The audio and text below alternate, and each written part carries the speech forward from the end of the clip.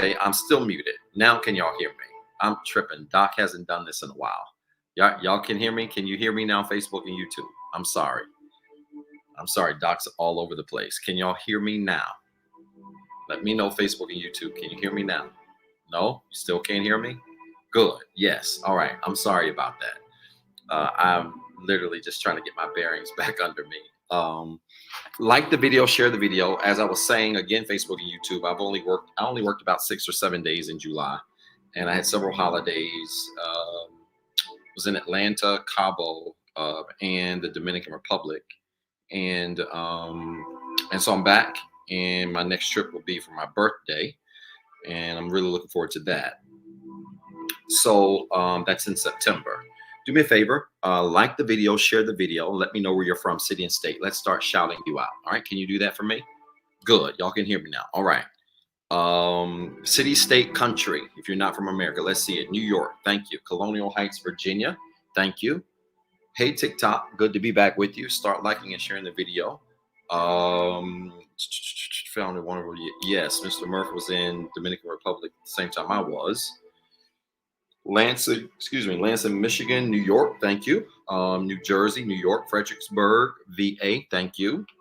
Cincinnati, Atlanta, New York, Alabama, Chicago, Baltimore, thank you. Tulare, California, DC, Austin, Houston, thank you. Philly, Philadelphia again, DC, of course, New Jersey, Columbus, El Paso, Texas, the Bay. All right, thank you. Appreciate you.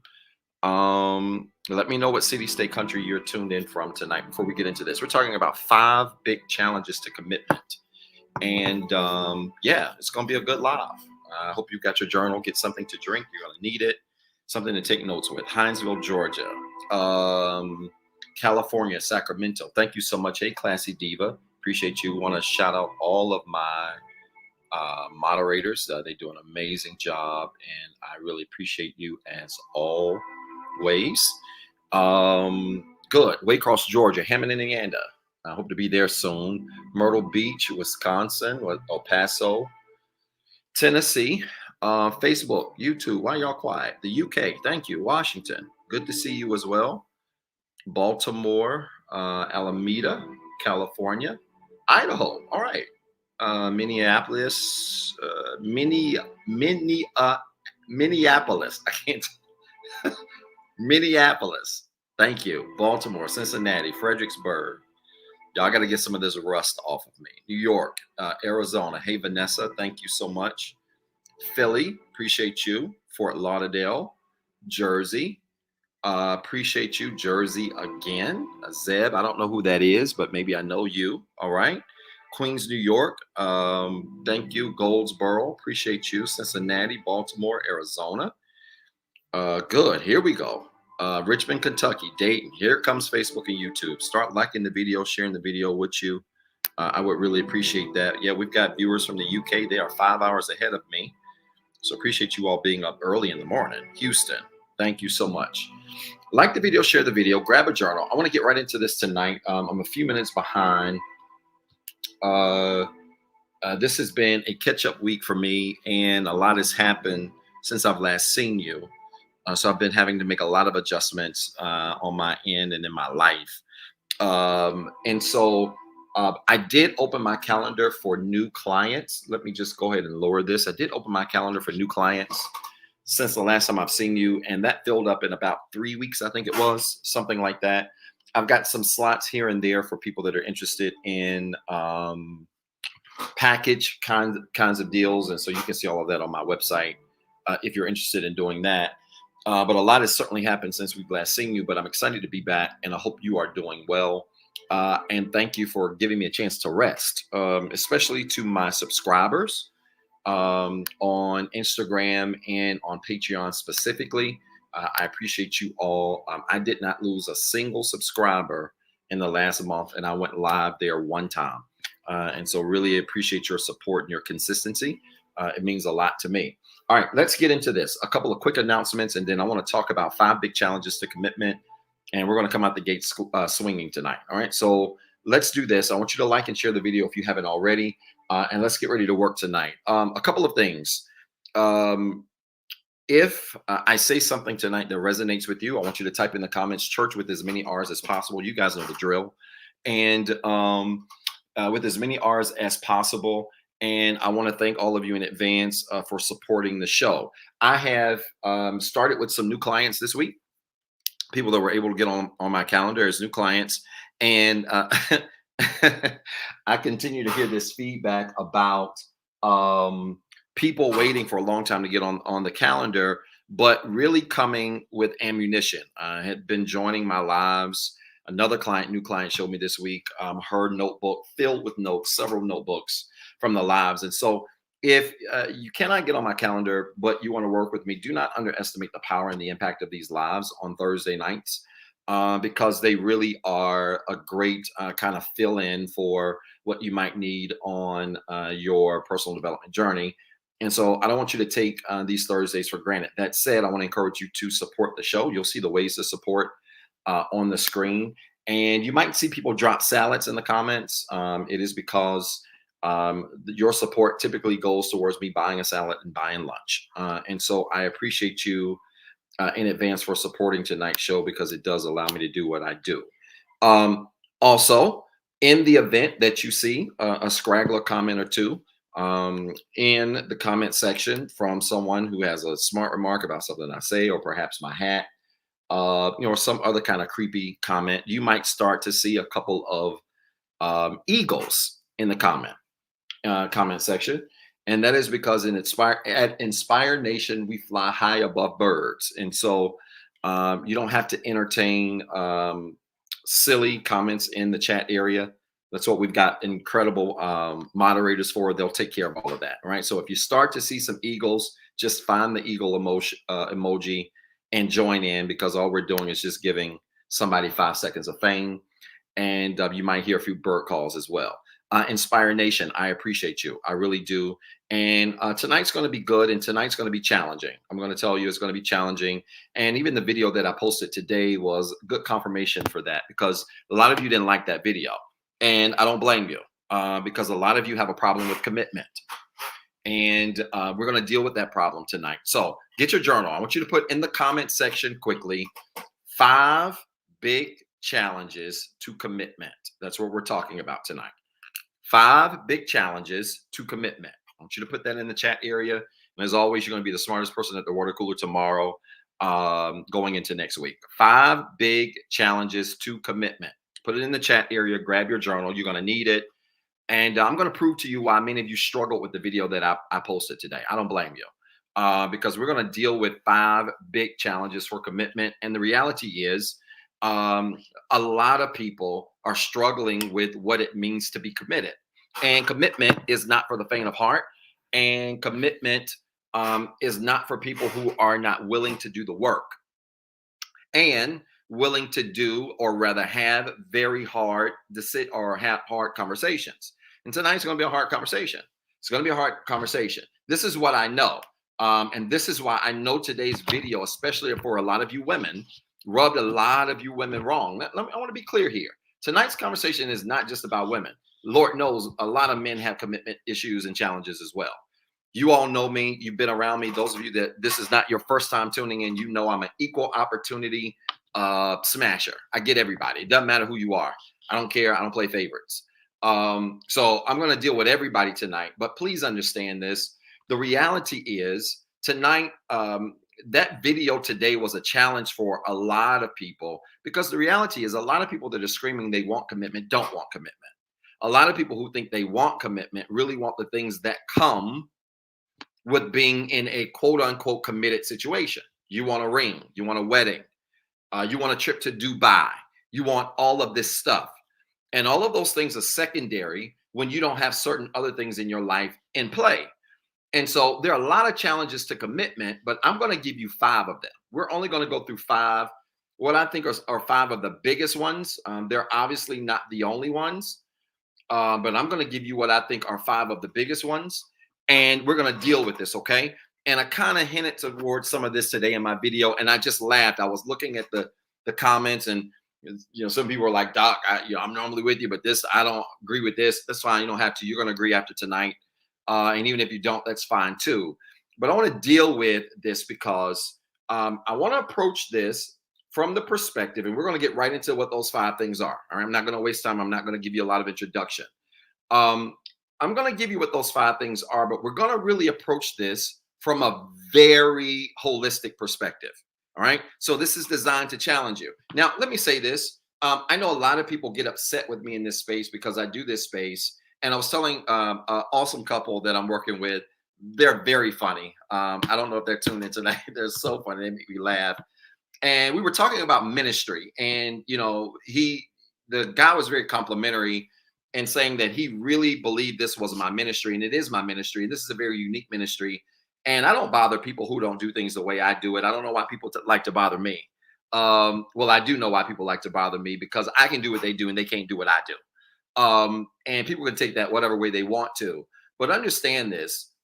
Tonight has to be an honest conversation, because a lot of you, if I'm being honest with you, are not seeing progress in your committed relationships because you're not prepared to be committed.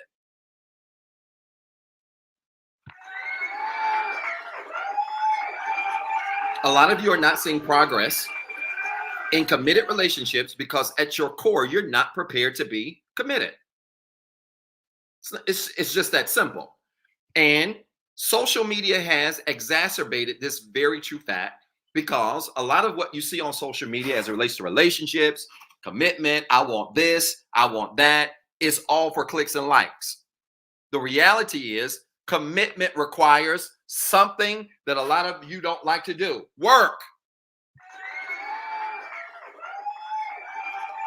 Y'all just give me a couple of minutes to just shake off the vacation cobwebs, and in about 15 minutes, I'm going to be full-fledged screaming. Commitment requires work. Commitment don't require no dress. Commitment doesn't require a ring. Commitment doesn't require a tuxedo. Commitment requires work. And the reason why the divorce rate is still what it is, the reason why people are breaking up so easily, is because commitment requires what a lot of people don't like to do: work.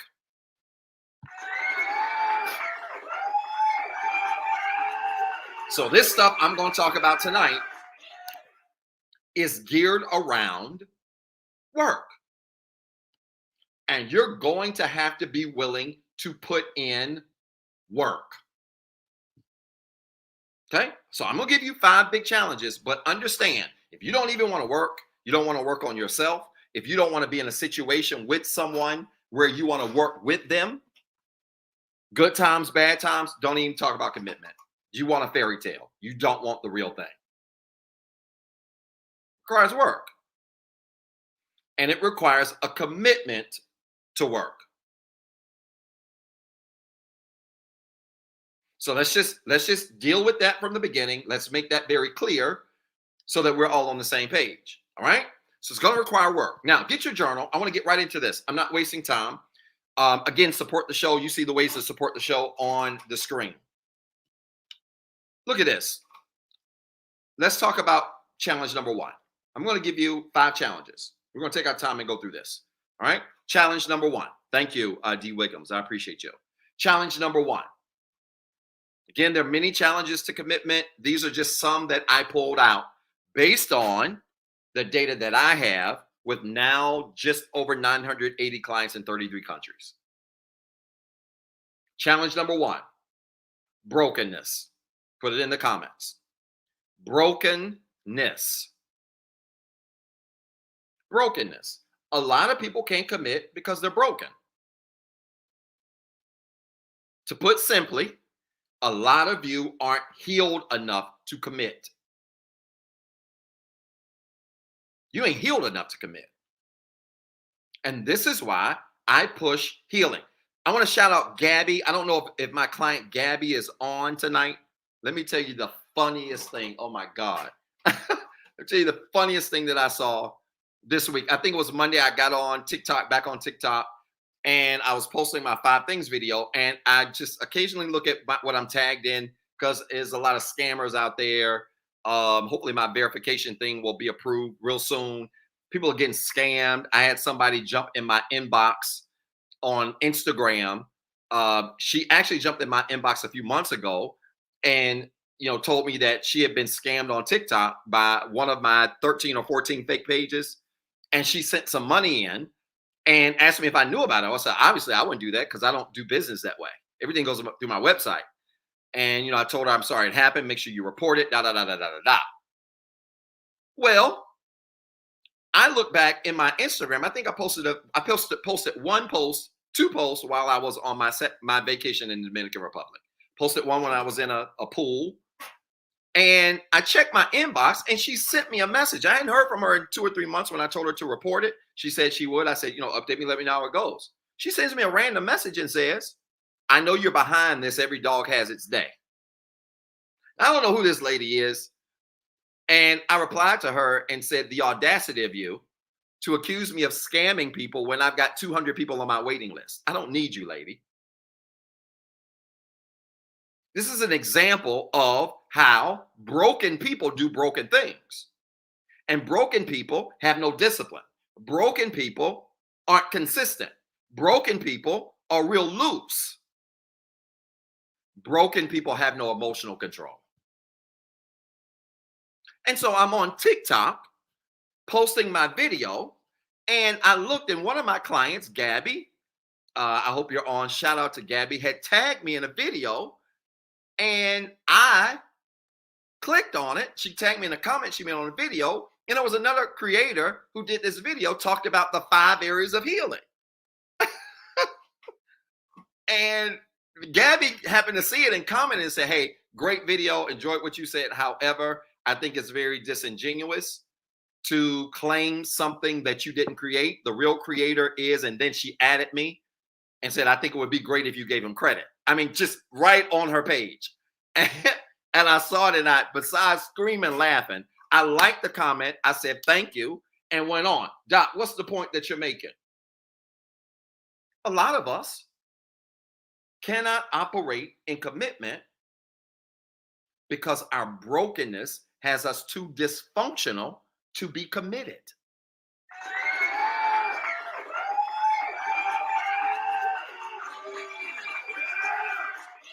Brokenness is nothing more than dysfunction. How do you solve it? It's simple. We can start with the 5 areas of healing as a litmus test. What are they?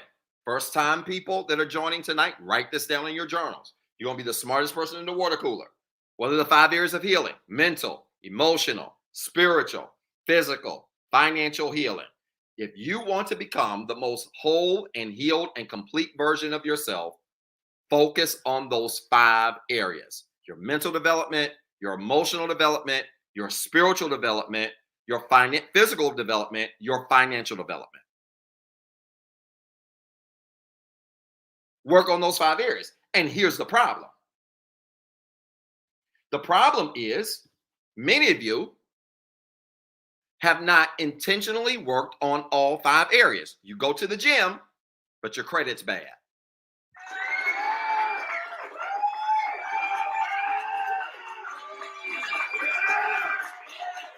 You got good credit, but you can't manage your emotions, and you let your emotions get the best out of you.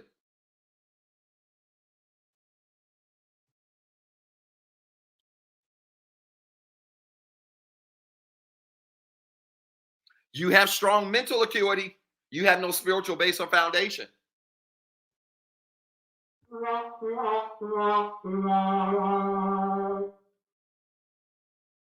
And a lot of people are walking around prancing, talking about they're healed and they're whole, but they're only working on 2 of the 5 areas. You got a great career, you got great money, and you look good. But you're hard to communicate with, you're emotionally unstable, you have no spiritual foundation.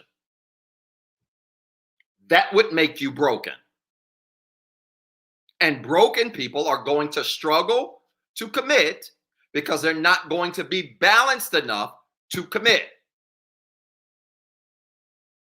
Now, I see a really good question. Aren't the 5 areas always a work in progress? Sure, you should be working on yourself daily.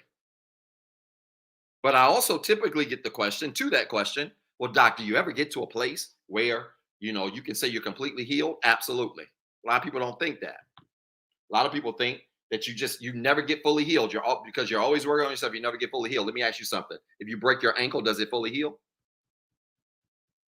If you break your arm, does it fully heal? Or do you spend the rest of your life trying to get it there? Anything that's broken can be fully repaired.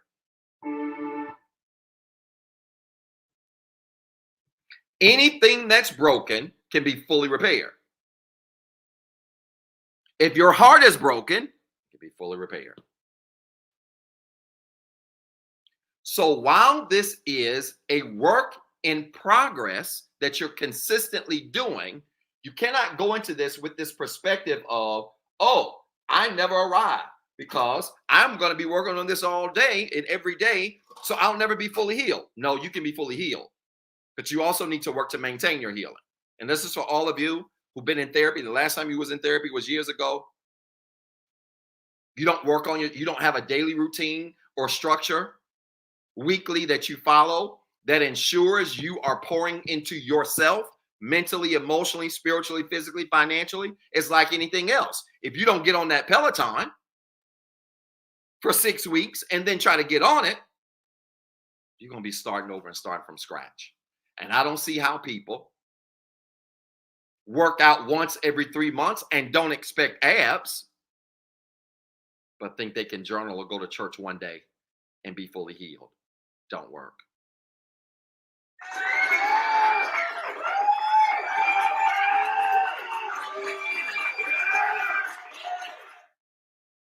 So you got to work to maintain this healing that you claim to want to have. Let's take it a step further. Let me give you some other things you need to heal. We're talking about brokenness. Number one, I'm starting y'all slow before I get to this next one, and then it's going to be a bloodbath. Let me tell you some other things you can be working to heal. You ready? You can be working to heal your attachment style.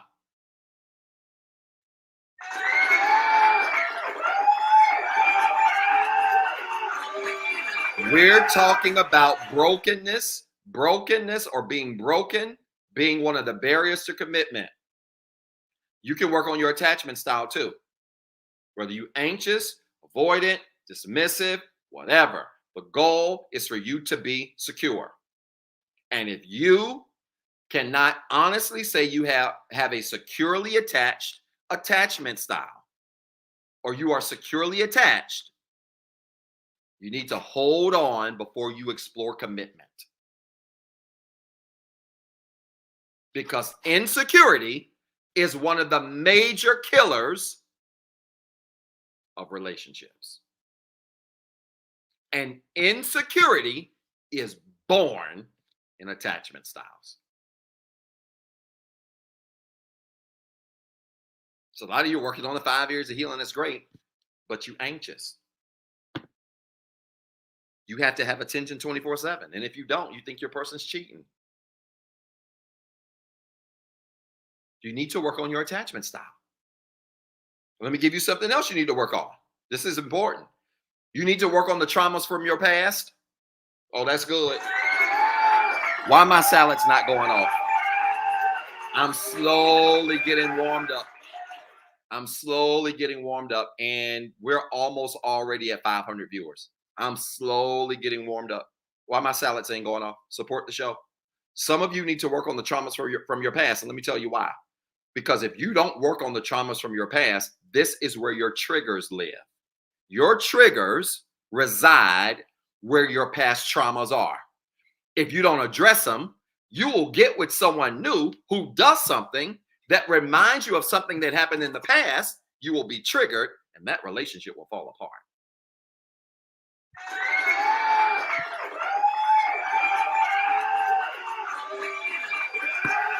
And I'm not talking about repairing some of them. You need to repair every single last one of them.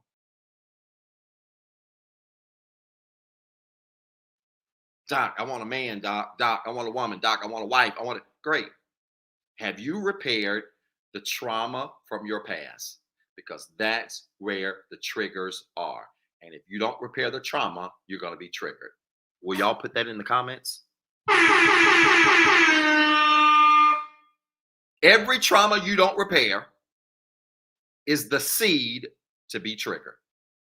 Is a place where triggers can take place. Watch this. I know what it's like to try to get out there too early and think you're ready. And then somebody does something that reminds you of what happened to you in the past. And guess what? The old trauma pops up and you trigger.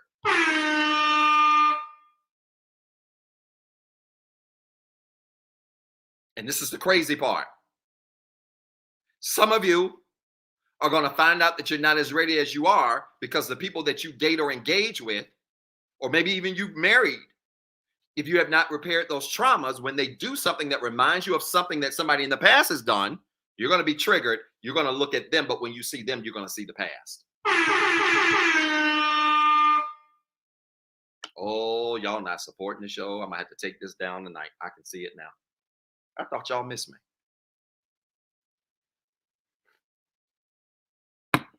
You need to repair the traumas of your past. And I mean every single last one of them. You need to repair every single last trauma, set of trauma, disappointments, whatever from your past, so that if somebody does anything connected to what has happened to you in the past, you have learned to manage it, overcome it, regulate the emotions associated with it so that you can move on. Now, y'all want me to go through this, but this is not what this live is about. I could easily break this live down. In fact, I think I've done a live on controlling your triggers. Did I do a live on managing your triggers? Didn't I do that? Those of you that have seen me, haven't I done I think I have. Thank you. I think I have. All right. I'm not being funny. I know I can't go down the rabbit hole for every point that I do. Okay. So it's probably on my YouTube page somewhere. Check it out. But I'm just telling y'all, you got to repair those things. And if that means you're 90 before you can start dating, so be it. Now, some of you will say, well, Doc, that's doing too much. Like, well, I got to really wait until I'm 90 or wait till I fully repaired my trauma in order to date. You don't have to do nothing. You can absolutely do what you want to do.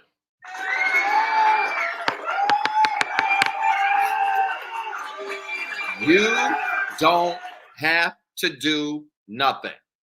But I'm telling you, if you want a healthy relationship, I would advise you. Thank you, Teresa, for the salad. I appreciate you. I didn't see it. I appreciate you. I would highly advise that if you want a healthy relationship, that you correct as much of that trauma as you can before you ruin a connection with a good person.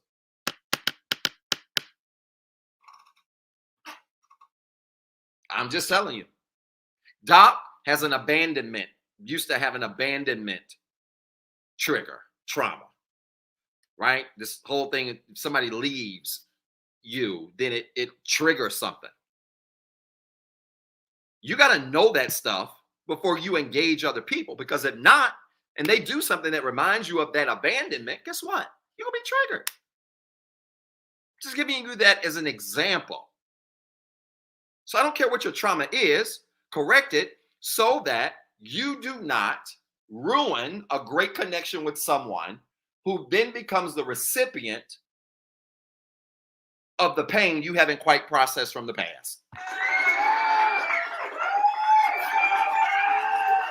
Is this making sense? This making sense? Yes, I blew my nose on live. Does it make sense? Okay, so let's repair all of that so that we don't damage people in the future because we haven't quite processed the past.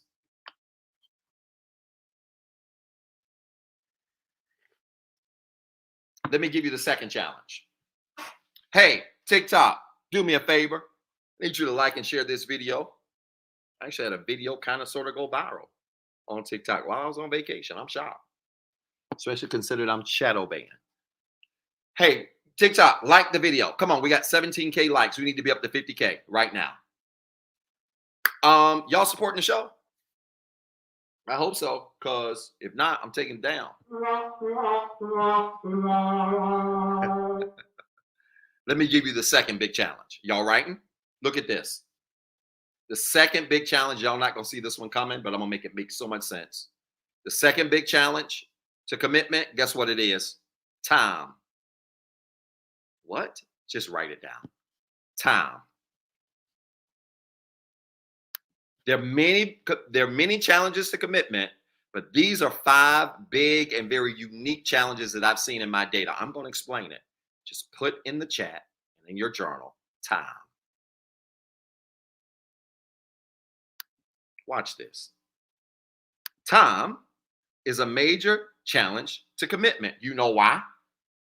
Why, Doc? Because a lot of people aren't prioritizing commitment. This is going to be hard right here for many of you to hear. Many of you are not prioritizing commitment. Why? Because you think you got time. Well, I'm too young to commit.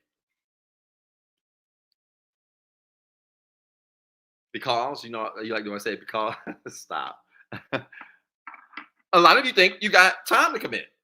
You don't have to commit right now. You need to, you're young, you need to make this money. A lot of people don't prioritize commitment because some people just don't believe in commitment. I'm talking about men and women. Some people just don't believe in commitment. Some of you think that commitment is an old school principle, especially, I can't say especially men, because there's a lot of women out here that think like this. A lot of you women think harder than dudes do. Uh-oh.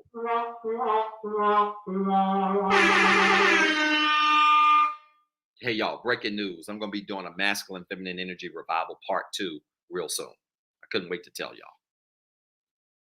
It's probably going to be early September. A masculine feminine energy revival part 2. 3 nights. I just need to deal with that some more. Because one of these challenges to commitment is masculine and feminine energy. And if I would have gotten on that tonight, we would be there all night. Some of you men are still acting like women in relationships, and some of you women in relationships are still trying to act like men, and the energies are off. Or we can take the men and women thing out if you're into other stuff. Some of you masculine energies, feminine energies are with other masculine energies, and you're trying to be masculine with them, and you're butting heads.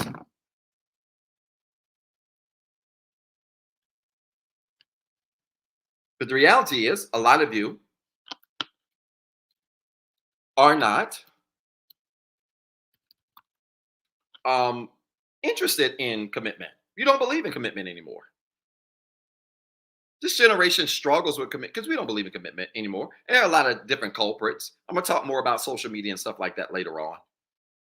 But there are a lot of different culprits why people don't believe in commitment as much as they used to. But one of those culprits is time.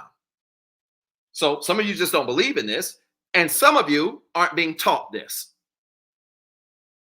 And the reality is, some of you came from homes and parents, guardians, who did not teach you the importance of commitment.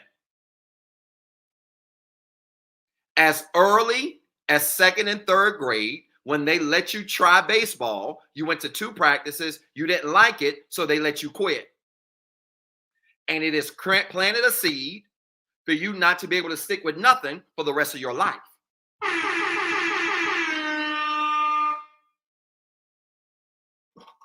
It'd be little stuff, which is why I'm so hard on my clients that are parents. I love my kids. My kids know I love them, but Lord knows they will tell you I absolutely get on their nerves. They know I get on their nerves. Why? Because I ride my kids like horses. My kids don't get to do what they want to do. Yes, this ain't no dictatorship. Obviously, I have clear communication and relationships with them where we communicate and talk about things. And, they're 10 and 11 now. So obviously everything isn't go do this, do this. No, we're communicating and engaging. But the problem is when you let little Susie go to ballet for 2 weeks and she's 7 and it's a 10-week program and she go for 2 weeks and she don't like it. Why don't you like it, little Susie? I just don't like it. You need to teach Susie how to stick it out.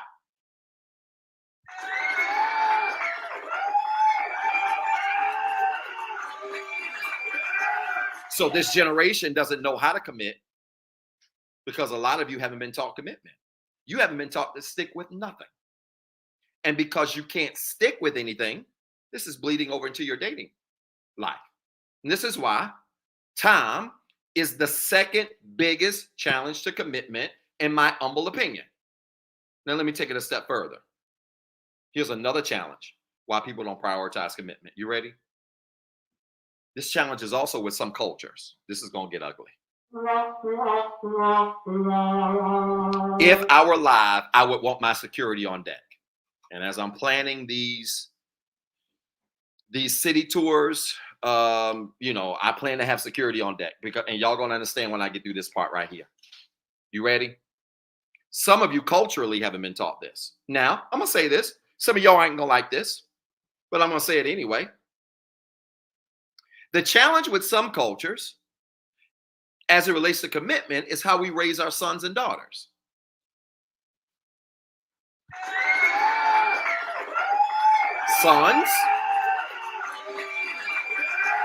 Sons are not being taught the value of commitment and choosing. Sons are not being taught the value of commitment and choosing and making a choice that they can live with and try their best to work to stay in.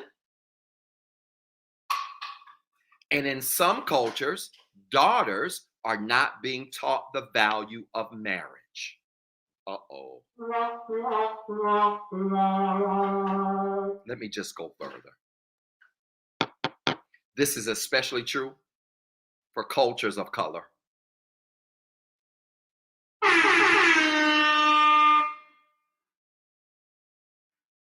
This gonna get bad.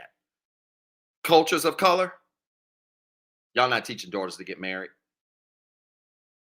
Now, there's some other cultures. There are a lot. I'm talking about especially cultures of color in the West. This is about to get ugly. Especially cultures of color in the West. A lot of cultures of color in the West, black folk, we're not teaching daughters the value of marriage. You know what we do? When they get 17, we say, baby, go to school, get your degree. Don't worry about no man, live your life.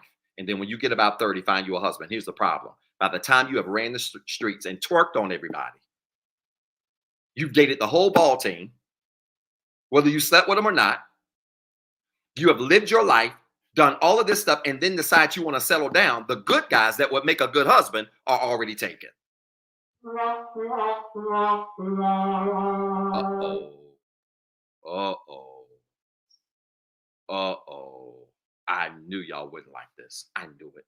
I knew this was going to be bad. This for all of you independent women that now you're at a place where you don't want to be independent because you want a husband, but the problem is you were told in your 20s to be independent. Don't worry about getting a child. You're too young to have a husband. That's a lie. Meanwhile, there are a lot of other cultures that send their daughters to school and they say, listen, go get the degree. But if you happen to meet a nice man, you guys really love each other and you're committed to doing the work, you guys try that out. You can make it. And see, this is so funny. We say stuff today like, you're too young to be married. No, the problem is not that you're too young. The problem is social media.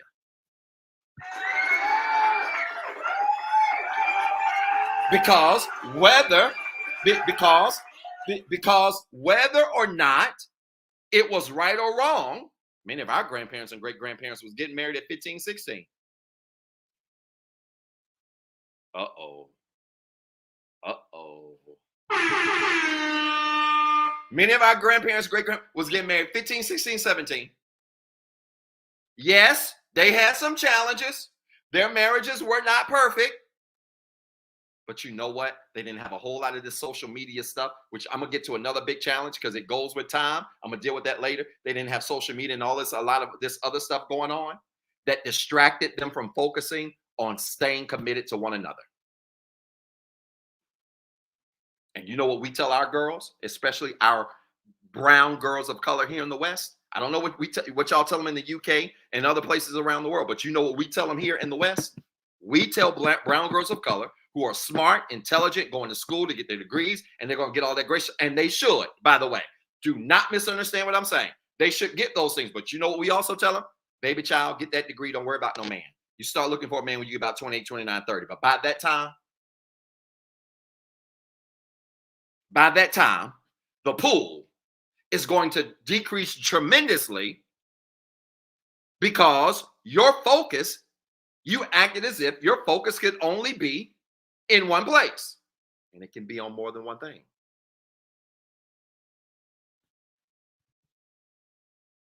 Now, I know, yeah, that's why my silence ain't chiming. Y'all not supporting the show. I'm gonna take the live down. It don't matter. I'm gonna just take this one down because I knew y'all weren't ready for me tonight. I'm a little rested. I ain't get the kind of rest that I wanted over vacation. I wanted a different level of rest. It didn't happen, but I got enough. Let me tell you something. I knew y'all weren't gonna like this tonight, but the reality is, many of you have had to settle for things like bad relationships, premature relationships, single fatherhood or single motherhood, because it's just not on women. Single fatherhood, single motherhood. You had to settle for those things. Why? Because your priority was not on commitment when you were young and you were growing and evolving. Your priority was on getting your money and having fun. Why? Because you felt like you have time.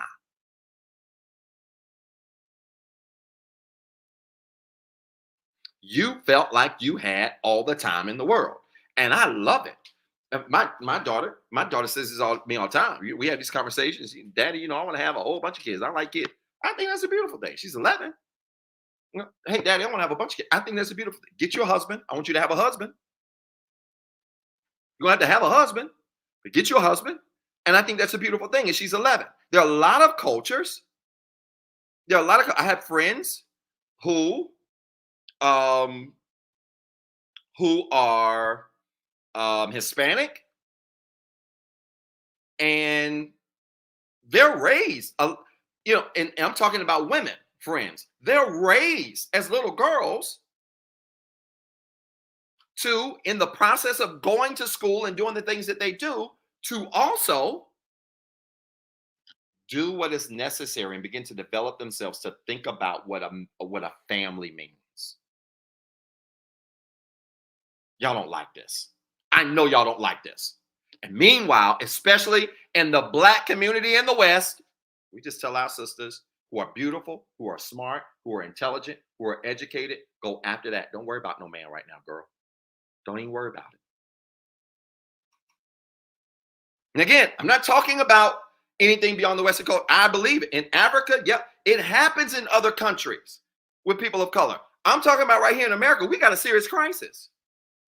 And by the time some of you women wake up in your 30s and you have had all of these experiences and the men you really want are either not available or they don't want you because of your experiences and because of their experiences, we got a problem.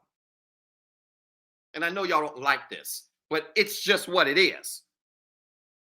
So why don't we teach our children the importance of commitment at a younger age? Tell them it ain't cool, sons and daughters, it ain't cool to have multiples. Oh, I'm talking about divorce everybody. It ain't cool to have a roster.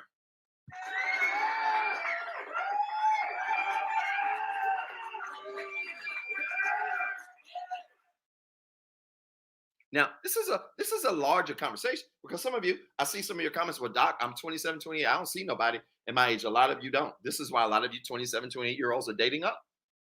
And I don't have a problem with age gaps. In fact, I'm going to probably do a live on age gaps, and it's going to make a lot of the older women that maybe aren't married upset. It shouldn't. But the reality is, this is why a lot of people are resorting to marrying or dating older. Now, again, some of you are so spiritual minded, this conversation is not going to make sense. Just go read the Bible or the Quran or whatever you read. Some of you are going to struggle with this. The reason why, even in your churches, people are struggling with their relationships because we're not having honest conversations about dating, relationships, and commitment. You know how to shout, you know how to scream, you know how to yell, you know how to holler, you know how to do all of that stuff, but we're not having honest conversations about commitment. You talk about everything else in church but commitment. The only thing you tell people to be faithful to in church is God. And you don't teach people how to be faithful to their wives. Uh-oh. No, you don't teach them how to be faithful to their husbands.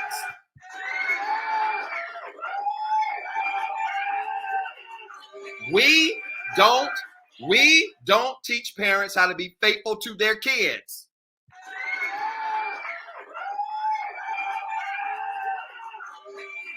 All we say is just be faithful to God and he'll be faithful to you.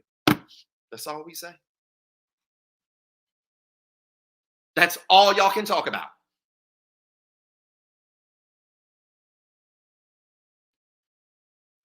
So I know some of you religious people, this conversation is going to wear you out. I'm praying for you.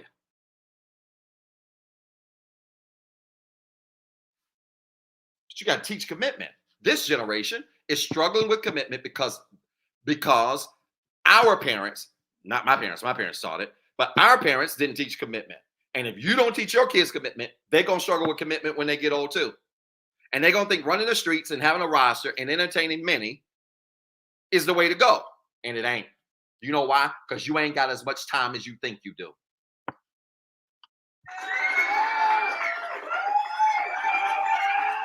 And you know some things that really shorten your time? Let me tell you some things that really shorten your time even more. Bad decisions. When you make bad decisions, your window of time shortens. When you date and engage with anybody under the sun, your window of time shortens. When you ain't got no standards, your window of time shortens.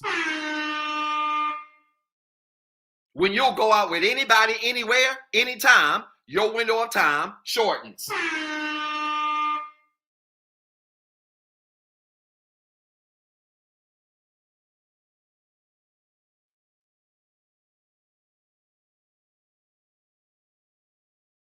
When you believe in date them all, your window of time shortens.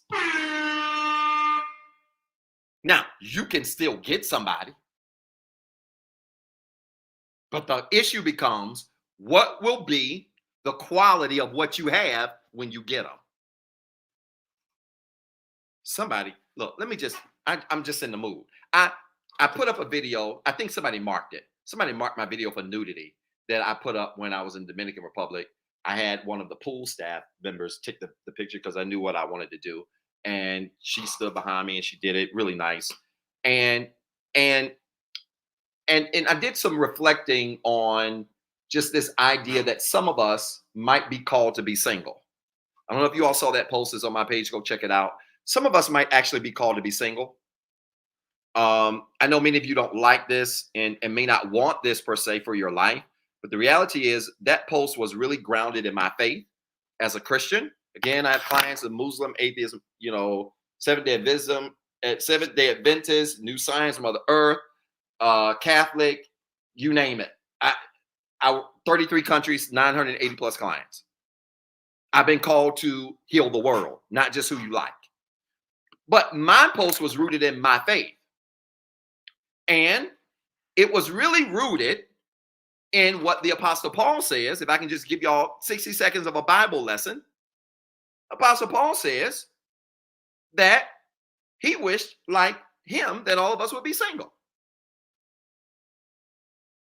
He had two things that he felt like God gave him. A thorn in his flesh. I'm not going to get into that. I don't think y'all are ready for a Bible study tonight. The thorn was significant of a challenge he could not shake. That kept him humble and kept him always praying. Number one. Number two, he felt like then he was also given the gift of being single. And because God gave him that gift, he in turn had a focus on the things concerning his gift and his calling. So I'm on vacation and I'm sitting there thinking, and I'm like, you know what? I've tried to pursue some situations and didn't work out. And, I was just sitting there thinking like, you know what? Maybe God is giving me like a Paul kind of thing where, I've just been maybe called to heal the world, dedicate my life to raising my children. And and just throw the whole idea of being married again, just throw it in the window, out the window. Maybe that's just not my thing. And the post was purely reflective because I'm being honest with you. I don't know. That might just be what I've been called to be, to walk around in sandals barefoot and just help all of y'all heal. And, I find great gratitude in my work, if I'm being honest with you. I find great gratitude in my work. Somebody jumped in my inbox on Facebook, and sent me this long message saying, Doc, let me just tell you what I think your problem is. This is the truth. Jumped in my inbox and said, Doc, I think your problem is this. I think, you wear those hats and you come across as a simp. I'm serious. I can show y'all screenshots. I'm not making this up. Lady, I don't know who this lady is. You wear these hats on your video and you come across as a simp because you wear this hat. And maybe if you dress nicer in the video, that you would. Oh, no, I'm so serious. I'm not making this up. Dog, I wish I could get on a device and read it. In fact, I'm going to just read it because I'm just in that mood. I had a little bit of rest. Let me find it. Hold on. I'm going to just read the post. Yeah, I was called a simp because I wear my hat. Surely she didn't know what the hat was all about, and the meaning behind it. Let me see if I can find this because I know I got it. Where is it? Hold on, y'all. Y'all just hold on. I might put some music behind it when I read it. Yeah. Wait a minute. Hold on.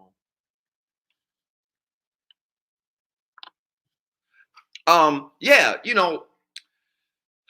Doc, it's probably because, you're a simp. Women think you're a simp wearing that hat. You look kind of foolish. She said that I also come across like I might be gay. Y'all, I'm not. Gosh, if I can just get in my messenger, I am going to read this for y'all because I know y'all think I'm making this up, and I'm not. I just got to do it. I just have to do it. Hold on. There's a faster way. Wait a minute. Yeah, I'm just going. It's the absolute strangers. I don't know this lady from Adam. Hold on. I'm gonna read this. Y'all just hold. I'm gonna just take time because I got time tonight. I got time, and I'm in that mood. Just wait. Hold on. I know y'all don't think I'm making it up. Yeah. Just hold on, y'all. Just hold tight. Just give me a second. My slow computer's moving. Y'all just hold on. Y'all, the stuff that I get sometimes, I wonder. I just wonder. I just wonder sometimes. I wonder sometimes. I don't know. Hold on. It's trying to come up. Y'all better hope it's not the Lord. The Lord does not allow this to come up and me to log in because it's not letting me log in. This has to be the Lord saying, Zeb, stop. It's gotta be because this is about to get ugly. Yeah, I'm gonna try to remember as much of the message as I can. I'm pulling a point out of this. She was making all of these comments, and it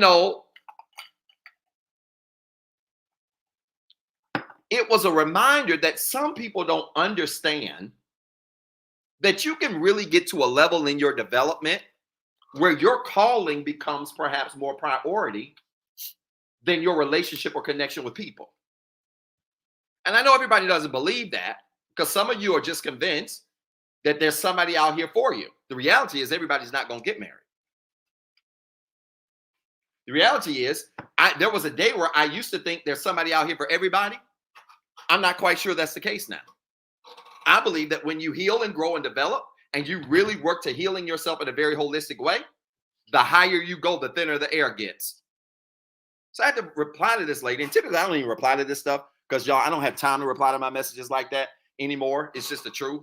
I'm about to hire somebody to just go ahead and just do this stuff for me and post my stuff. I'm serious. I don't have time. I get too many messages daily.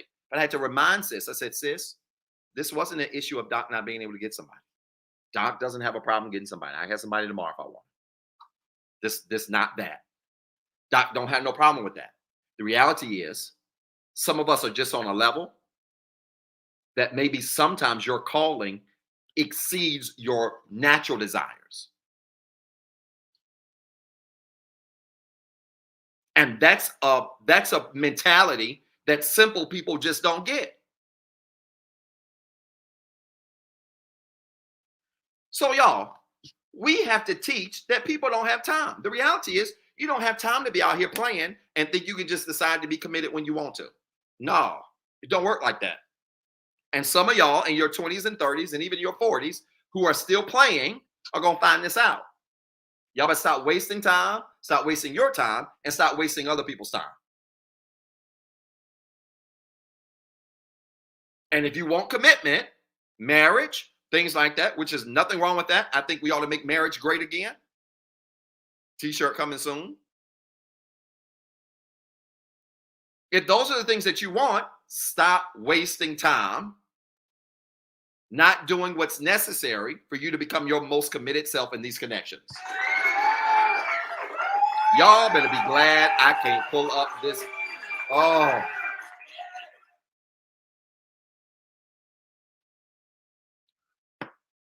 Y'all better be glad I can't pull up this message. Y'all better be glad.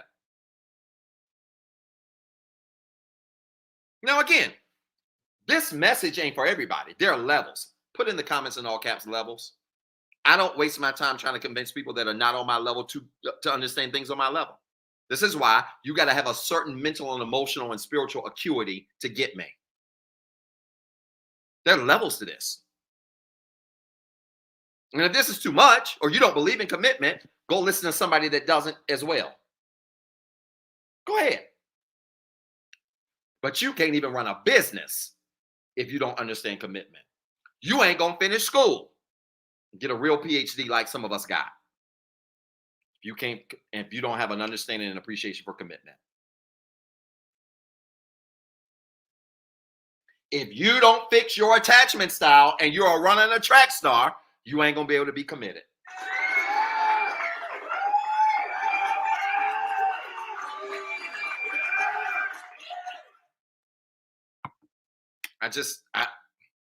Anyway.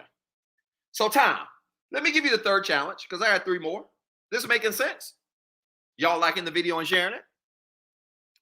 We are up to 158, 145. So we're right almost at 600. Almost at 600. Not bad for having 2 weeks off. Yeah, people are lacking commitment because they don't have discipline. They don't have discipline. You're absolutely right, Queen Chocolate. You're right. People don't have discipline. If you don't have discipline, you ain't going to have commitment.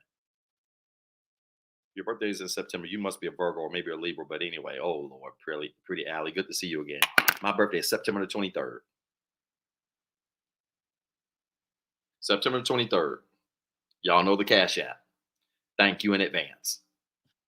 All this free work y'all get every week. I'm serious. Some of you can't commit because you don't have discipline. Some of you can't commit because you ain't been taught to commit. You can't. Papa was a Rolling Stone. Everywhere he laid his head was his home. And when he died, I mean, you haven't been taught commitment. So a lot of this stuff is foreign to you.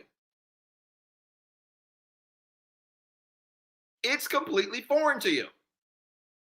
So I don't expect these talks to make sense to everybody. But some of y'all better get this stuff. You ain't got as much time as you think you do. And some of you have allowed social media to create the illusion that you got time. I'm gonna get to that challenge in a second. Some of y'all ain't got much time as you think you do. All right? Is this making sense? Okay. Big challenge number 3. You ready? Poor self-awareness. Poor self-awareness. Third big challenge of commitment that I'm seeing, poor self-awareness. This is going to be fun. Y'all supporting the show? Because I ain't seen no notifications tonight. I'm really getting upset. Poor self-awareness. You see the ways to support on the screen. Poor self-awareness. Now I'm starting to warm up. I'm feeling like I'm warming up now. Poor self-awareness. Doc, what you mean by poor self-awareness? I'll tell you what I mean by poor self-awareness. People are not honest about who they are, where they are, and what they're doing. Plain and simple. And when you at your core are not honest about who you are, where you are, what you're doing, you ain't going to be committed. How can you be committed to anybody when you ain't even truthful with you about who you are? This for all of y'all. This is for all of y'all who are quick to leave relationships and connections with people you can't stay committed to when they offend you, but you don't see your role in the offense. One of the greatest gifts you can get in being healed is self-awareness. Yeah, I can point out other people's flaws. I'm good at it. I do it for a living. Yeah, I can point out what's wrong with other people. I'm great at it. I do it for a living. I think I'm one of the best in the business. But let me tell you what I'm better at. I'm better at looking in a situation and seeing where I messed up.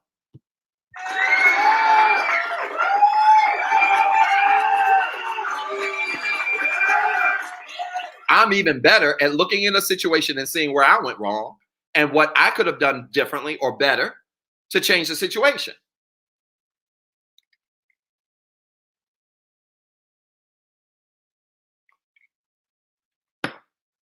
I'm better at that.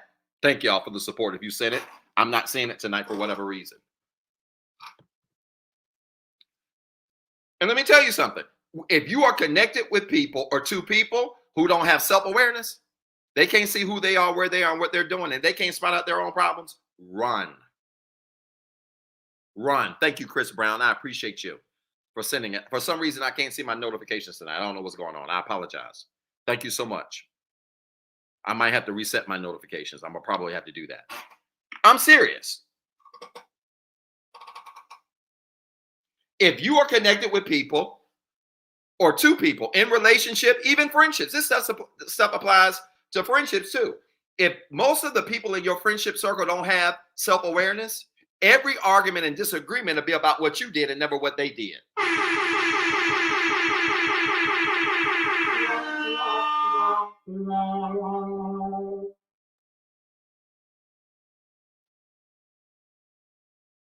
There is nothing like being in a friendship circle, and every time there's a problem, the issue always comes back to one person. The only way that's not problematic is if it's true, but most times there's more than one person at fault. And this is because most of the people even in your friendship circles don't have self-awareness. People are not honest. What's my definition of self-awareness? It's honesty about who you are, where you are, what you're doing. You can say you are self-aware when you are honest about who you are, where you are, and what you're doing. And if you are not honest about who you are, where you are, and what you're doing, you're not operating in self-awareness. Let me tell you something else a lack of self-awareness impacts. This is going to be bad. The lack of self-awareness will have you thinking you a little bit more than what you really are.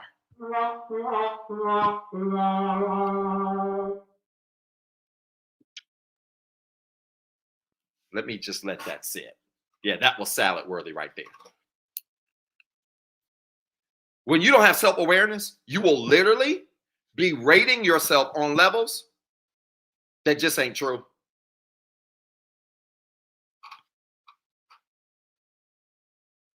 Let me ask y'all a question. How do y'all rate yourself? If I were to ask you to rate yourself on a scale of 1 to 10, what would you say you are? Let me see some numbers. Let's see who's got the boldness to type some numbers in. This is about to get ugly. If I were to say, hey, how do you rate yourself? On a scale of 1 to 10, 10 being perfect, 1 being the bottom, what would y'all say? Look at this. 2, 7, 5, 4, 7.5, 5, 7, 7, 6, 3, 7, 7, 6, 3, 6, 5, 7, 4, 5, 7.5, 1, 5, 5, 6, 4, 9. Wow. 6, 7, 8, 8.5, 7. Okay. 6, 5, 7, 8, 7, 8. Oh Lord, no. 6, 8, 6, 1. Huh. Interesting. 7s, 8s. Let me tell you something. The reality is everybody not a 10, 9, or an 8. This is about to be bad. Doc, how can you say that? Well, let's just go to the 5 areas of healing. There are 5 areas of healing. 100 divided by 5 is what? Let me get a piece of paper. Let me just go ahead and be a teacher real quick. Y'all, yep, there it is. Good. 100 divided by 5 is what? Huh? What is it? 20. 100 divided by 5 is 20. Okay? If 100 divided by 5 is 20, then if we look at the 5 areas of healing, mental, emotional, spiritual, physical, financial, you get 20 points for each one of those. To the extent that you meet the 20-point mark, which means maybe if you're perfect in the mental development space, you get a 20. Perfect in the emotional, 20. Perfect in the spiritual, 20. Perfect in the physical, 20. Perfect in the financial, 20. So 20s across the board would equate to 100, which would equate to a 10. Are y'all with me?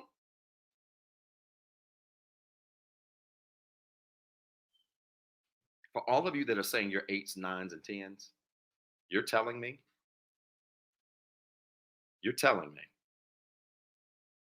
that for those 5 areas of healing, you are between the 18 and 20 mark on all 5.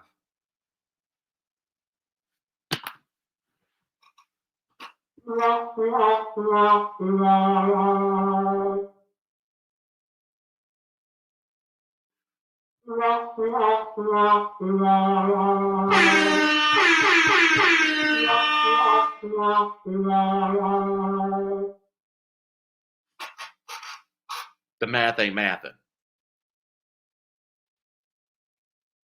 I had somebody ask me this a couple of months ago. Doc, how would you rate yourself? You know what I told them? You know what I said? A 5.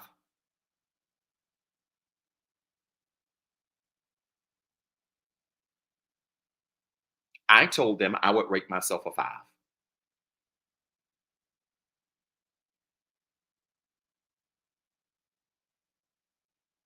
Uh-oh. Doc, wait a minute, Doc. You mean to tell me you only got half? You only got half of the 5, Doc? You only got half of the 5 areas? No, I'm healed and whole. I got all 5 areas.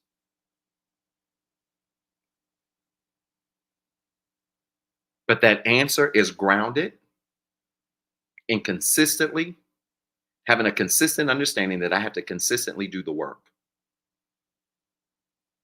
And that the mental acuity that I had 2 years ago might not be good enough for 2 years from now.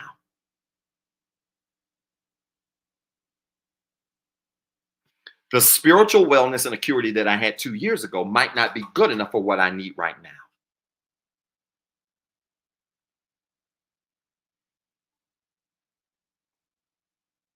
And the reality is, many of you are making these rankings, and you may be meeting 2 of the 5, and you calling yourself a 10. You look good, you got good money. No mental acuity, no emotional stability, no spiritual foundation at all. Baby, you not a 10, you ain't a 9, and you ain't an 8 either. If my math is right, 20, 40, a 40 is an F. You probably like a 4, maybe a 3.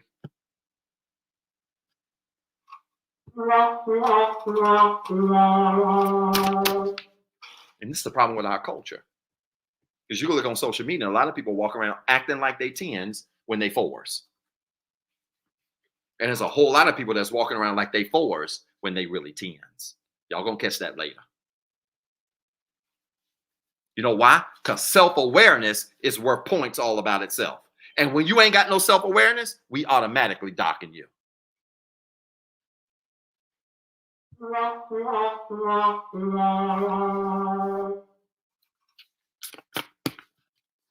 If you don't have self-awareness, if you don't have a self-awareness, the highest you can start The highest you can start is a 6. Without self-awareness, that's the highest you can start. And then we're going to start docking you for what you don't have in those 5 areas of healing.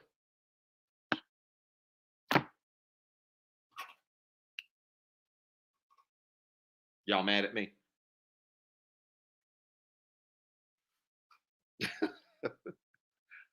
This is a true story. This is a true story. This is a true story. I was in Cabo a couple of weeks ago. This wasn't my last trip. I was in Cabo a couple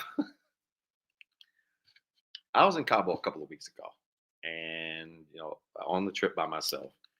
And I posted a picture up. I happened to run into my first cousin from Pittsburgh, Dion. She was there for her 50th birthday. I did not even know she was there for her birthday, nonetheless her 50th, and ran into her in the lobby. And she's screaming, I'm screaming. People looking at us like we're crazy. Her husband's right there, and had no idea that she was there. She was like, "Oh my God, Zip, I would have invited you. I didn't because I know you're just so busy. I wouldn't think you would even be able to come or want to come." And so happened we got there the same day. I ended up being able to celebrate her 50th birthday. The activities that they did, but I was in the pool one day, minding my business because I don't bother nobody. I was minding my business, and this guy and this lady, kind of made their way over. It was a pool like volleyball party. I was watching. I had my glasses on, half sleep, if I'm being honest. And they came over there and just start making small talk. And when I'm on vacation, I try to be on vacation, but it seems like these conversations follow me. I think when you really have a gift on your life, you can't run from it. And I just be trying to just be chilling on vacation. I don't try to be bothering nobody. I don't want to solve nobody's problems on vacation. And I'm not being funny. I just solve problems for a living. And I just go to vacation to pour my brain out in the pool, in the ocean. Sometimes it involves crying. Sometimes it involves a lot. I just need the downtime. And this older couple makes their way over. And they're talking and they're real loud, and they were like, "Let me ask you, sir, we want to ask you what we were talking about over here. We were talking about rating yourself." This is a couple. And they were like, "We were talking about rating yourself. And, my wife was trying to tell me that you ought to rate people like this." And the guy was talking and he was like, and I was saying you ought to rate people like this. And he was, he said, "I don't know why women's act like this. I don't know why women's act like this." I can't remember where they were from. I think they were like from Texas or somewhere like that. I don't know why women's act like this. And she was like, "I don't know why men's act like this." They had this real kind of like country slang. It was really funny. And and they were like, "What do you think about this?" And they had asked me my name. I told them Zeb, I told them the doc stuff or whatever. And I said, "What do you think about this?" So I gave them my rating. I said, first of all, I don't trust nobody I don't trust no man that says women's, and I don't trust no woman that says men's. I don't. If you walk up to me as a man and talk about some women's, I'm running. And especially if you think you a 10, I'm running. You a liar, and everything attached to you is too. If you're a woman talking about some men's, you not no 10.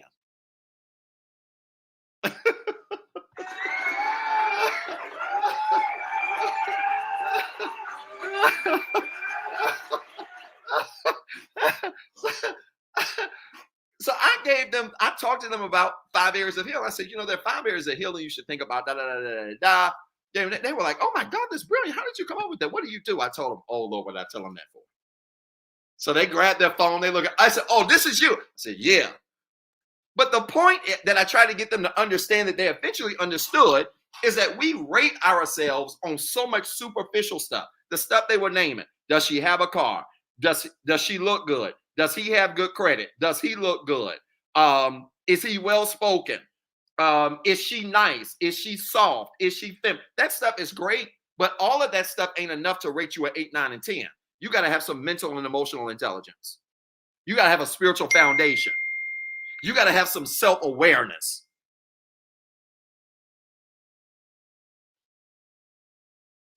Stop, Pretty Marie. Man, when they said women's, I almost threw up in the pool.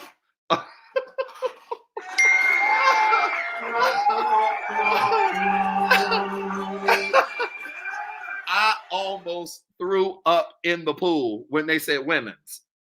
Number one, saying women's, you starting at two. You got to work your way up from that. Two, you starting at a two. I'm serious. I'm serious. We rate ourselves on so much superficial stuff. But I got a question for y'all. You ever notice how many single 8, 9s, and 10s, quote unquote, are walking around here? That ought to be proof that somebody not being honest. That you might be an 8, 9, or 10 when it comes to your look, when it comes to how you dress, what your body's like, what your credit score is like. You might be an 8, 9, or 10 and all of that stuff. But for healed men and healed women, not men's, not women's, but for healed men and women, when we get beyond all your looks and have a conversation with you, and your conversational palette and everything else you bring to the table don't support your looks, that number start falling fast.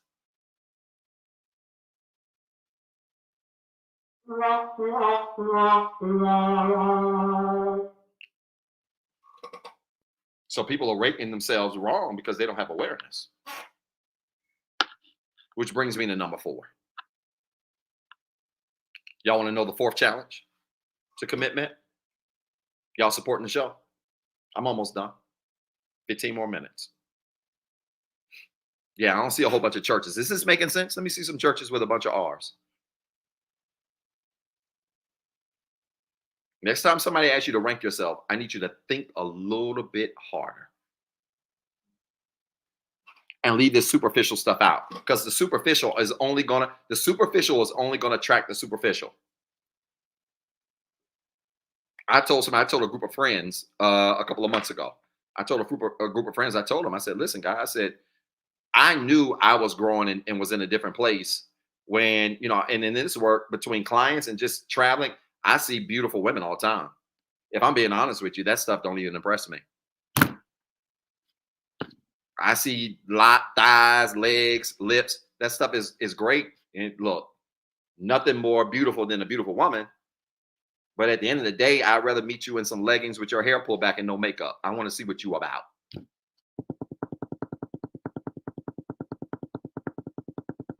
Because most of the time when you take the dross off the silver,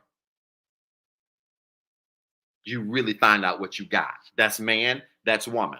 Because this ain't just about women, this is about men too. Some of y'all ranking dudes because they look nice, they tall, they dark skinned, they got big feet. But bro can barely walk and chew gum at the same time. And this is crazy. While many of you women are in your hot girl era where you looking good and everything is in shape, what do? You run for the non-substance guy. And then when you get older, you decide you want substance. But by the time the ones that are substance, you realize that they are substance, they looking at you and they have no interest.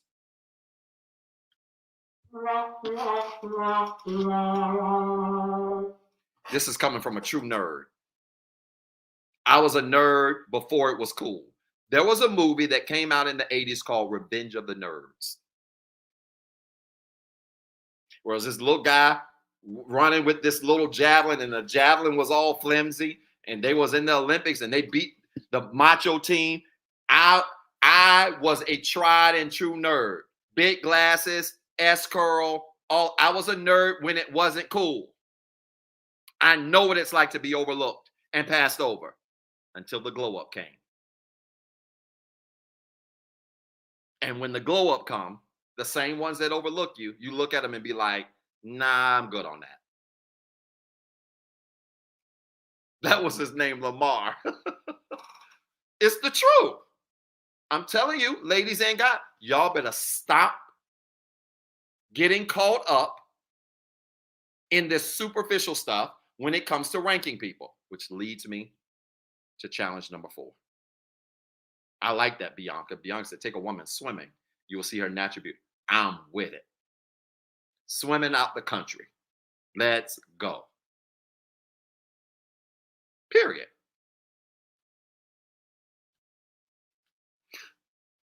Get your passport. Let's go. which leads me to challenge number 4. You ready? A fourth challenge to commitment: options. Options. OPTIONS. Options.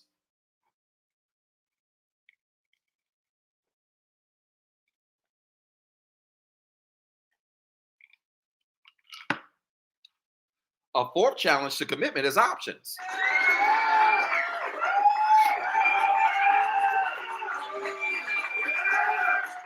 You know what I mean by that? One of the greatest illusions to commitment is the belief that you qualify for more. Some of y'all think you got more options than what you really got. I said that on the video today. A lot of people didn't like it. Well, I didn't get a lot of likes on that video today because I know that video worked some of y'all's nerves. But this thing called options is really an illusion for many of you. You don't have as many options as you think you do. Because if you did, you wouldn't be single. You wouldn't be struggling in the relationships like you do. So there's a deficiency somewhere. And we all have to be honest about that. So when Doc tells you, well, my numbers are 4 or 5, I don't be playing. Yeah, I think Doc thinks he's the complete package. Let's just be crystal clear here.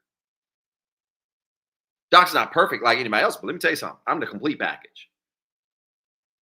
But Doc also realizes through self-awareness that all of us have to continue to work on ourselves daily. And the extent to which you work on yourself is the extent to which you continue to improve yourself day by day.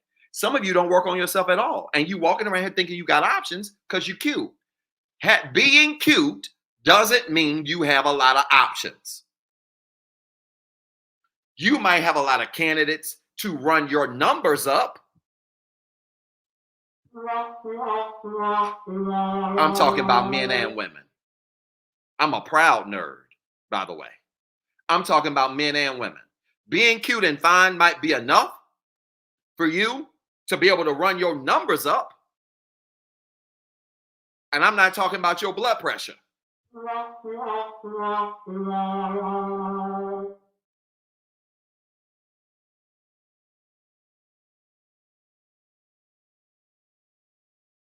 But that don't mean you got a lot of options.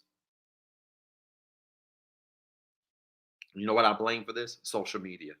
Some of y'all can't commit because you're afraid you're going to miss out on something. Oh, that was salad worthy. Oh my God, that was salad worthy. Some of y'all ain't made no commitment because your DMs are on fire too much. And you're afraid you're going to miss out on something. Uh-oh. Doc, if I commit, what about all these people in my DMs? What about all these people that like my videos and tell me how fine and how cute I am?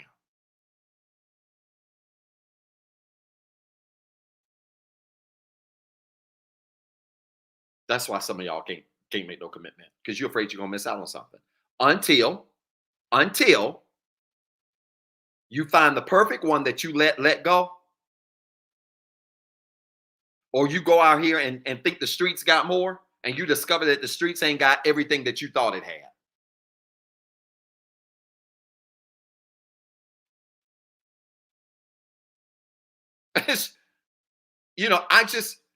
And I know this is hard for many of you, much like the lady in my DMs on Facebook. I had to remind her, ma'am, there are levels to this. I don't know what videos you used to watching or what guys you used to being connected to. Sweetheart, women like you are as common as that street light out there. In my world, anyway. But social media has really given us an illusion of having more and being ranked better than what we really are. And having more options than what we really think. And many of you don't have as many options as you think you do. And you think because of your looks and your money, men and women, you have more options. No, you're not no 8 or 9 or 10 just because you look good and got good credit. Where are you mentally? Where are you emotionally? Where are you spiritually? I'm not talking about the number of people that can drive your numbers up. The number of bodies you can bag. That don't mean you got a lot of options. You just got a lot of people that want to bag you. 2 totally different conversations. And this is one of the big things that is keeping people single. It's one of the big reasons why many of you can't commit, because you're always thinking you're going to miss something. There's something out there you're going to miss if you commit. When the reality is, some of you need to go ahead and commit.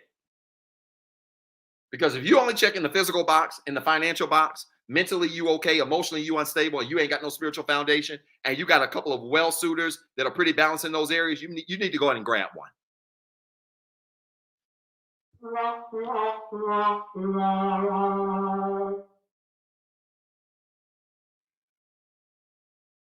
Just go ahead and grab one.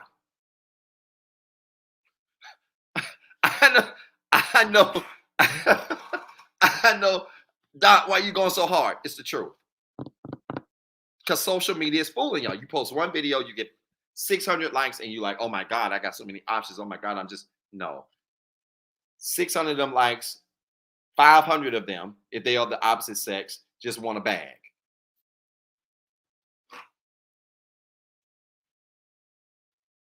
And you can know that by how the likes convert to DMs. You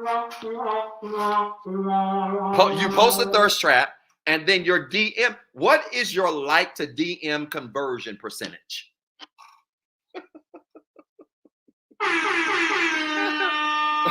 What is your like to DM conversion percentage? In other words, let me just stop. Let me just leave that alone. You're going to know you're of quality for real. This is going to sound so crazy and next level. Y'all go ahead. I'm going to say this, and then I want you to type levels if this makes sense. Because you're right. So many people use social media for validation. And I'm telling you, this is why when like Instagram and Facebook and all of that stuff goes down, I be loving it. I love it because then most of you can go back to being who you normally are. See, I know people that know me in real life, and they'll tell you that what you're getting right now is what I am for real. So when social media goes down, then many of you can return to who you really are. But let me tell you something. You want to know if you're really growing and what people really think about you? Post a picture on your page. You can look at your likes. You may have a lot of likes. If I post a picture every blue moon. I get a lot of likes.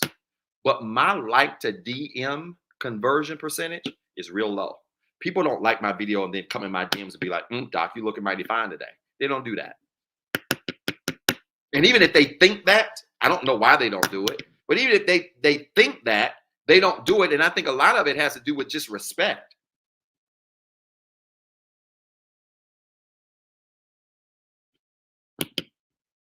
Just plain old respect. A lot of it is, Doc, on this level over here, I mean, it's a great picture, but I'm not about to do that. You know what, though? Some of you, your like to DM conversion rate is high. You post thirst traps, you get 1,000 likes, and you get 100 DMs. That ought to tell you something. It ain't got nothing to do with how healed and whole you are. Y'all don't like this. I know. I'm teaching y'all, and y'all don't like this. Put levels in the comments if you understand. There's levels. Because even if you fine, if you sexy, man, woman, whatever you are, people can read your aura, your spirit, your energy, and they can know this somebody I got a shot with, or this somebody I ain't got a shot and you know what with. Levels. Levels. Levels. So the illusion of options is one of the greatest challenges to commitment that exists. Because many of you don't find out until it's too late that you don't have as many options as you think you do. And then when you try to go back to the people that wanted you, they're no longer interested because you exhausted them for your options.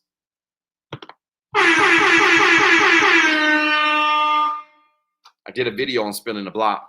It's one of the best videos I did.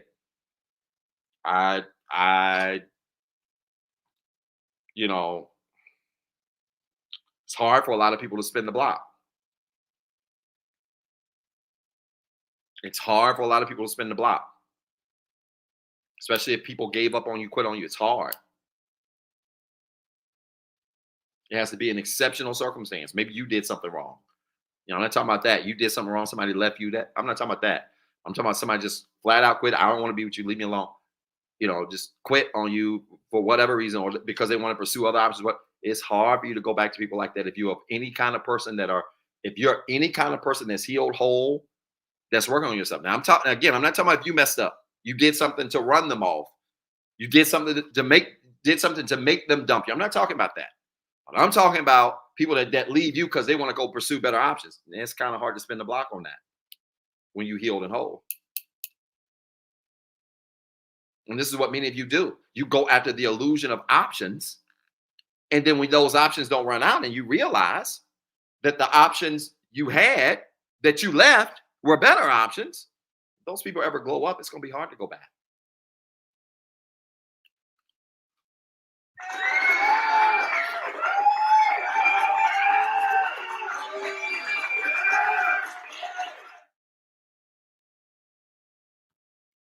Okay? Here's the 5th challenge to commitment, and I'm done.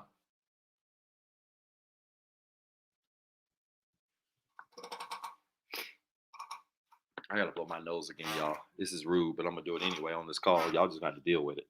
Hold on. The 5th challenge to commitment, record this, laziness. Woo. Laziness. The 5th challenge to commitment is laziness.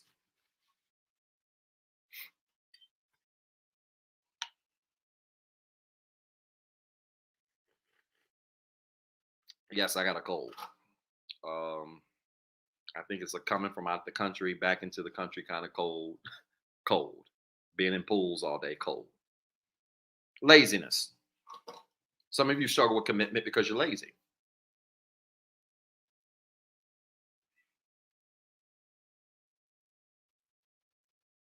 You're lazy. You don't want to put in the work. And commitment is work. We talked about this earlier, but I want to reiterate this as I close. Thank you so much. I appreciate that, Ellie. Commitment is work.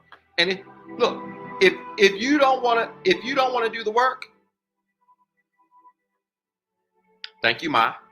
If you don't want to do the work, stop asking for commitment. Stop acting like you want commitment.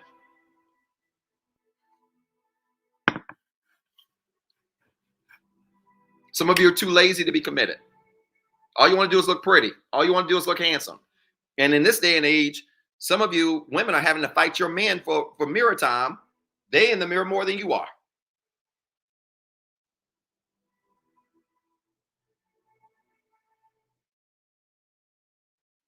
It takes work to be committed, which means you can't be lazy. You want to be in a commitment, you got to be willing to do work. You've got to be willing to go through difficult times. You've got to be willing to work through problems. You have to be willing to address problems. You can't be a runner and a track star. None of that's going to put you in a better place.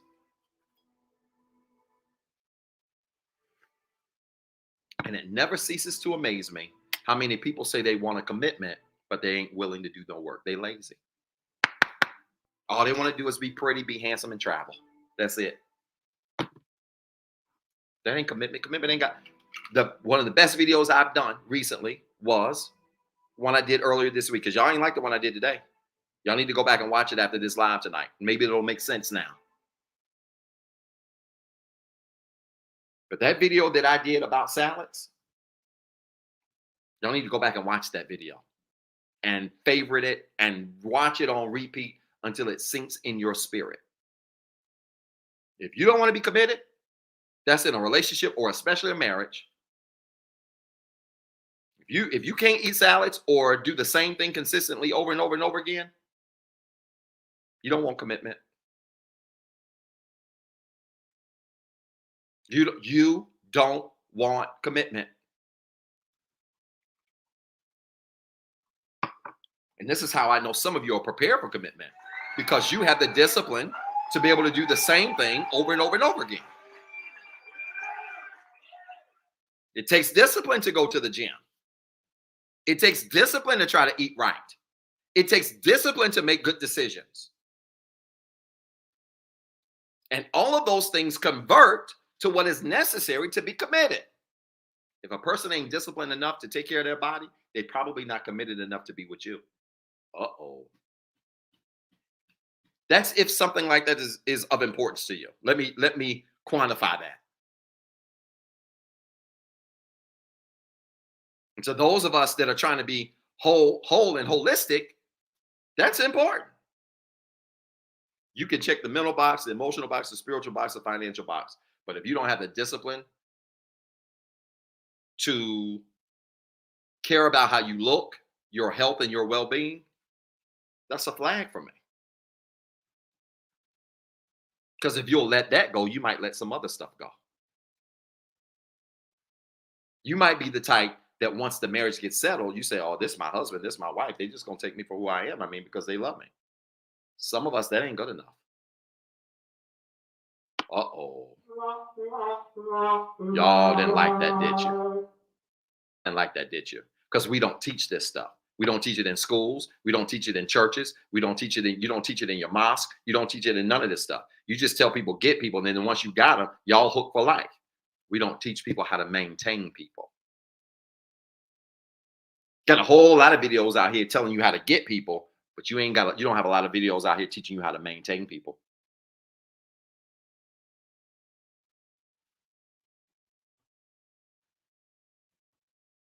And if you're going to maintain something, you can't be lazy.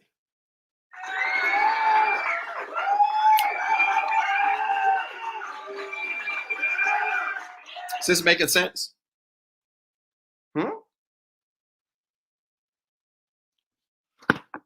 Was this helpful tonight?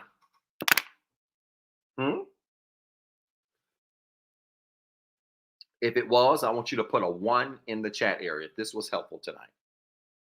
If any of this made sense. Or church, whatever, it don't matter. I hope it was. Doc wants to see commitment become great again. I still believe, I know people get offended. I put up a post Wednesday about marriage. A lot of people didn't like that. People automatically jump. I think people get their rocks off of trying to debate me in comments, and they don't realize that most times, I don't care if people don't agree with me. I mean, disagreement is what makes the world go round. I don't post my stuff and get mad when people don't agree. Like, you can believe whatever you want to believe. I don't really care about that. But let me say this. I think some people just really get their rocks off of just trying to disagree. And if you do content and things like that, you know what I'm talking about. Some people just jump in the comments just to say something contrary because they just can't help themselves. So I'm not about to get in the comments and go back and forth with people that most of them not even on my level. You can take that whatever way you want to take it. But I made a post Wednesday about marriage, and I don't care what anybody says, marriage is still in style. You know why? Because commitment is still in style. Commitment is absolutely still in style. I don't care what nobody told you. Your teacher, your best friend, Oprah, I don't care who, I don't care what nobody told you. Commitment and marriage is still in style. There's nothing more beautiful. When I'm on these vacations and trips, there's nothing more beautiful than to see families together. Oh man, I met the craziest family out of DC when I was in the Dominican Republic. Guy's name was Kevin, man. He had his 3 sons with him, his wife. Man, they were having such a good time, man. They were calling me their uncle. It was just, there's a white couple. They were calling me Uncle Zeb. And just great couple. But man, I just, I told him, I said, man, I commend you. His sons were like 19, 18, and like 21. And no, he like 21, 18, and like 13. And then he had his wife there. And I said, man, I commend y'all because I don't think there's nothing greater than marriage and family. I don't think there's nothing greater than marriage and family. I don't. And I don't care what none of y'all say. Marriage, family, commitment, that stuff is still in style. And some of y'all are going to find this out when you finish running the streets and finish running your numbers up, you're going to discover that one of the best things you can do in life to ensure peace and happiness and overall well-being is to embrace commitment. Find you one person that make you happy and sit down somewhere.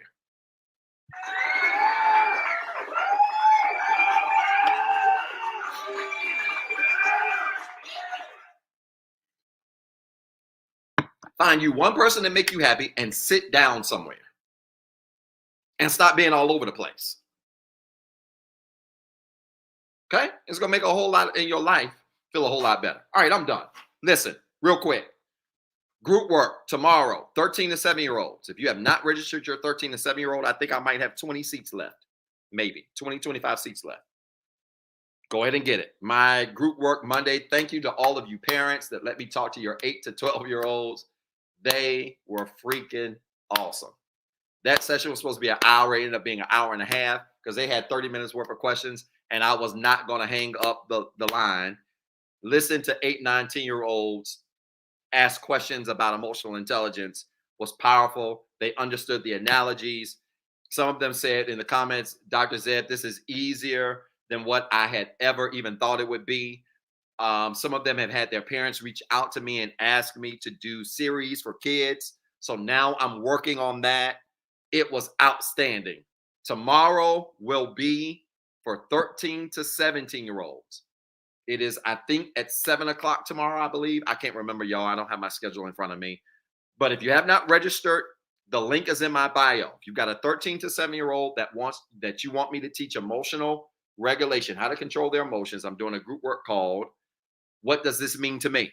And I use 2 analogies. That's it. It's 60 minutes. It's powerful. The price is very doable, and they're going to love it, okay? TK Jackson said, my granddaughter loved Monday. Nevaeh says, thank you. Tell Nevaeh, I said, Nevaeh was so cute and smart, had her pencil. She was writing. Tell Nevaeh, TK Jackson, I appreciated her. I'm telling you, man, I love working with those kids, and I can't wait to do it again, all right? So it's going to be happening. Sunday will be 7 in December. Oh, man. The session tomorrow is probably going to be, because I'm going to use the same analogies, but the talk is going to be geared a little bit higher because those kids are older. But Miss Key on 427, I promise you, I'm going to be doing something again for that age range, 8 to 12. Have your son sign up for that, all right? I'm going to work on that, try to pull something off maybe in September because those kids want me to do something maybe like once a month, and I might do that for any kid that wants to do it, okay? So please do that. Tell Janique I said thank you. Oh, my God. Like, here come the kids saying thank you. Oh, man, it was just one of the most gratifying experiences I've had in a very long time. And it really revived me in my work. I really needed that pick me up. And it was just so on time Monday. Just so on time. All right. Yep. Grandson, it doesn't matter. Do it. All right. Also, my group work. I've got group work Saturday. Executing a vision with no playbook. This for those of you that have very creative and unique callings in your life or unique purposes, maybe for your business or whatever, and you're trying to figure out how to execute it, but you don't have a roadmap. I specialize in that. Besides, I am blazing some trails and some spaces in ways that haven't been done before. I like helping people figure out paths that have never been cut. That group work is going on Saturday. And then hopefully by next week, I'll be announcing my second and final course for this year. I typically do 2 courses a year, and I'll be announcing my second and final course this year that will probably start in late September. It's a 5-week course, and the topics are outstanding. I was working on them on the plane coming back Saturday, and the topics are outstanding, and the seats are going to be limited, but it's going to be 5 straight weeks, 5 straight Saturdays with me. And you might want to sign up for that course, especially if you've had a hard time getting on my calendar. And I would love to work with you. So I'll have that information next week as well. All right, y'all. Love y'all. Have a good night. I've been gone way over. I missed you guys. I hope tonight was helpful. And we'll talk again soon. All right. Young adults. Yes, I'm working on that, Charla. Something for young adults, 18 to 21. I am looking into that. 18 to 20. It'll probably be 18 to like 22-ish. Because that's going to really hit that college age really good. So I'm looking into that as well. I promise you. All right, y'all. Love y'all. Have a good night. Have a good weekend. I'll see those of you that are in group work that have your kids in group work tomorrow. I'll see those of you in group work Saturday. I'll have course information next week, and I'll have another video up tomorrow as well. All right. Love y'all. Have a good night. Talk to you soon.